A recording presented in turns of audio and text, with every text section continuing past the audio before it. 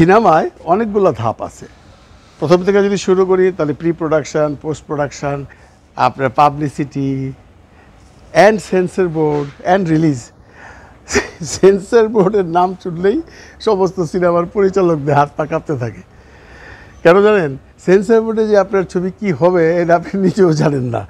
আপনি একটা ছবি বানাইছেন 2 ঘন্টা 2.5 ঘন্টা, আপনাকে খেয়াল রাখতে হবে রাষ্ট্রবিরোধী কিছু হয়েছে কিনা, সমাজ বিরোধী কিছু হয়েছে নাকি, পুলিশের বিরুদ্ধে কিছু বললাম কিনা, মিলিটারির বিরুদ্ধে কিছু বললাম কিনা, মন্ত্রী মিনিস্টারের কিছু বিরুদ্ধে কিছু বললাম কিনা, কোনো রকম অট শট আছে কিনা, ড্রেসের ব্যাপারে খেয়াল করছে কিনা, গল্পে কোনো রাষ্ট্রবিরোধী আছে কিনা, কোনো ডায়লগে কোনো কিছু আছে কিনা, সব কিছু চিন্তা করে আপনাকে সেন্সারে দিতে হবে। সেন্সর বোর্ডের মাননীয় সদস্যরা ছবিটি দেখবেন, তারা যদি সার্টিফিকেট দেন আপনি সিনেমার সবচেয়ে কঠিনতম স্টেজটা পার করলেন। আমরা জানেন কিনা জানি না বন্ধুরা, ছবি যদি সেন্সর হয়ে যেত সেদিন আমরা মিষ্টি খাওয়াইতাম অফিসে যে আমার ছবি সেন্সর হয়েছে। মানে আমরা ছোটোবেলায় যেরকম মেট্রিক পাস করলে পোলাপান পুরা গ্রাম শুদ্ধ মিষ্টি খাওয়াইতো না, ওইরকম সেম বিল্ডিংয়ে হঠাৎ করে দেখবেন প্রতি সপ্তাহে মিষ্টি আছে। কার মিষ্টি? অমুকের ছবি সেন্সর হয়েছে, তমুকের ছবি সেন্সর হয়েছে, মানে মিষ্টি। এমন একটা জায়গা এতদিন দখল করে রাখছে সরকার বা এর আগের সরকার, যে সরকারই হোক ভাই, তারা দলীয়করণ করে রাখছে। আপনারা জানেন সেন্সর বোর্ডের মেম্বার হইতে হলে আপনাকে সেই দলীয় হইতে হবে, এর বাইরে হইলে আপনি পারবেন না। আপনাকে ভেটারান বিএনপির লোক হইতে হবে যখন বিএনপির সময় ছিল, এবং ভেটারান আওয়ামী লীগের হইতে হবে যখন আওয়ামী লীগের সময় ছিল। এখন তো সেই দিন শেষ। এখন কি হবে? এখন নতুন সরকারের কাছে আমাদের আবেদন না করলেও হইব। এখন আর তো বিএনপি আওয়ামী লীগ হবে না, এখন আসবে চলচ্চিত্রের সাথে সম্পৃক্ত অভিজ্ঞ লোকজন, এবং এখানে কোনো দলীয়করণ থাকবে না, এবং এখানে কোনো এই ধরনের কথা থাকবে না যে সরকারের বিরুদ্ধে কি বলছেন নাকি কিছু, বা রাষ্ট্রের বিরুদ্ধে কিছু না বললে হয়েছে। জাস্ট ইন্ডিয়ান সেন্সর বোর্ড যেভাবে চলে, অ্যাকচুয়ালি ইন্ডিয়ায় কিন্তু সেন্সর বোর্ড চলে না বন্ধুরা, ইন্ডিয়া সেন্সর সার্টিফিকেশন বোর্ড। এটা সেন্সর সার্টিফিকেশন হয়, ওখানে কোনো বোর্ড নেই। এটা একক 2জন কি 3জন লোক থাকে, তারা দেখা ক্লাসিফিকেশন করে দেয় ছবিকে। যেমন আপনার ছবি ফর অল পিপল, আপনার ছবি এইজ লিমিটেশন থাকবে।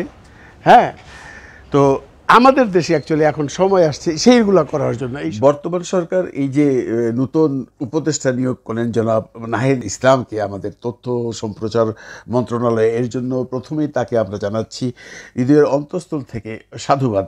আমরা জানি আপনার উপর আমরা ভরসা করতে পারবো নাহিদ সাহেব, কারণ আপনার হাত ধরে আজকে বাংলাদেশটা একটা নতুন রূপে আবির্ভূত হতে যাচ্ছে সারা বিশ্বের দরবারে। চলচ্চিত্র এমন একটি মাধ্যম যেখানটায় বাংলাদেশকে রিপ্রেজেন্ট করার মতো অনেক কিছু এখানে জড়িত আছে। আমরা যেন নতুন দিনে নতুন কিছু আলোর সন্ধান দেখতে পারি, যে না, আমরা যে সমস্ত প্রবলেমগুলো এতদিন ফেস করে এসেছি এফডিসিতে, আমরা যে সমস্ত সমস্যাগুলো নিয়ে বিভিন্ন জায়গায় গিয়ে দৌড়িয়ে জাতীয় কোনো রকম সমাধান করতে পারিনি একমাত্র দলীয়করণের জন্য, সেটা যে কোনো সরকারের সময়ই হোক, সেইখান থেকে আমরা নিস্তার চাই। আপনি চলচ্চিত্রের কিছু সজ্জন ব্যক্তিকে দায়িত্ব দিয়ে দিন যে চলচ্চিত্রে কি কি দুর্নীতি হয়েছে বা কি কি দুর্নীতি হওয়ার সম্ভাবনা আছে, বা কি করে চলচ্চিত্রটাকে একটু সামনের দিকে এগিয়ে নিয়ে যাওয়া যায়। চলচ্চিত্র বা সংস্কৃতিকে বাদ দিয়ে কোনো দেশ কোনোভাবেই উন্নতি করতে পারে না। আমাদের দাবি এমন কিছু নয়, আমাদের দাবি আমরা একটা সিনেমা বানাবো, সেটা সমাজের কোনো ক্ষতিকারক না হলেই নয়। এই যে এখন নতুন সেন্সর সার্টিফিকেশন বোর্ড বা সেন্সর বোর্ড যেটাই হোক, এটার জন্য এমন কোনো মানুষ আসে যিনি সত্যি দেশকে ভালোবাসেন। এখানে যেন কোনো ঘুষ টুস না থাকে, যে ঘুষ দিতে দিতে আমরা ফকির হয়ে গেছি ভাই। সেন্সর বোর্ডে ছবি গেলে মিনিমাম 1.5 থেকে 2 লক্ষ টাকা ঘুষ দিতে হইতো ভাই, বিশ্বাস করেন। এটা যদি কোনোদিন সময় আসে তার নাম ধরে বলে দিতে পারবো, প্রমাণ তো আর নাই। তাদেরকে বলবেন কোরআন শরীফ মাথায় নিয়ে বলুক, তারা নেয় নিছে। এইখান থেকে আমরা বাইরে আসতে চাই। আমরা কেন ঘুষ দেবো ভাই? সিনেমা বানাইছি, আমি যদি সত্যিই কোনো অনৈতিক কাজ করে থাকি সিনেমাতে, মানে কোনো শর্টস দেশদ্রোহিতা করে থাকি, কোনো কাউকে অমনভাবে অপমান করে থাকি, বা কোনো অশ্লীল শট লাগিয়ে থাকি, আমাকে ডেকে এনে কাটিয়ে দেন।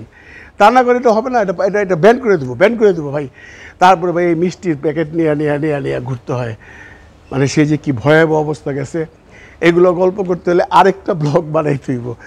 এর জন্য আমরা এখন সেন্সর বোর্ডের দিকে তাকাই আছি। আমরা জানি এই পুরাতন সেন্সর বোর্ড ভেঙে ফেলা হবে, নতুন সেন্সর বোর্ড হবে। সেন্সর বোর্ড হোক আর সেন্সর সার্টিফিকেশন হোক, যেটা আপনারা ভালো মনে করেন সেটা করেন, কিন্তু এমন একজন মানুষকে বসান যিনি সৎ, যিনি চলচ্চিত্র বোঝেন, যিনি চলচ্চিত্রের উন্নতি চান। এমন কাউকে না বসায়েন না যিনি সিনেমা বুঝে না, এমন কাউকে না বসায়েন না উনি আবার কয় মাস পরেই দেখা গেল বলতেছে মিষ্টি কই।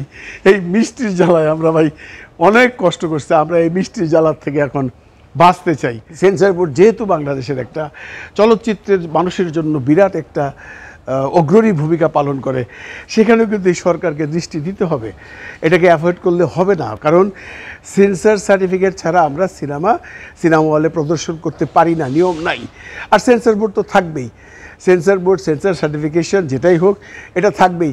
এখানে যেভাবে দলীয়করণ করে বিগত দিনগুলোকে বাংলাদেশের চলচ্চিত্র প্রডিউসারদের চুষে চুষে খাওয়া হয়েছে, সেইগুলা আমরা আর ফেরত চাই না। বিশ্বাস করবেন কিনা জানি না, কোনো এক সময় কোনো এক সেন্সর বোর্ডের মেম্বার পয়সা খাইয়া ঢাকা শহরে ফ্ল্যাট কিনছে।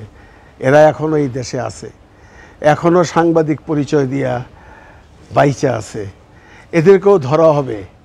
যারা আমাদের পয়সা খাইয়া ঢাকা শহরে ফ্ল্যাট কিনছে, আর যে প্রডিউসারের পয়সা খাইয়া ঢাকা শহরে ফ্ল্যাট কিনা এখন ডাটে ঘুরতেছে, সেই প্রডিউসার এখন ফকির হয়ে গেছে, তাকে কি ছাইড়া দিবে এই রেগুলেশন শুরু হয়েছে, তাকেও ধরা হবে এবং আইন অনুযায়ী ধরা হবে। তা আমরা যে ক্রান্তিকাল পার করছি সেটা যেন আর না হয়। ভালো থাকবেন সবাই, ভালো রাখবেন সবাইকে। খুদা হাফেজ।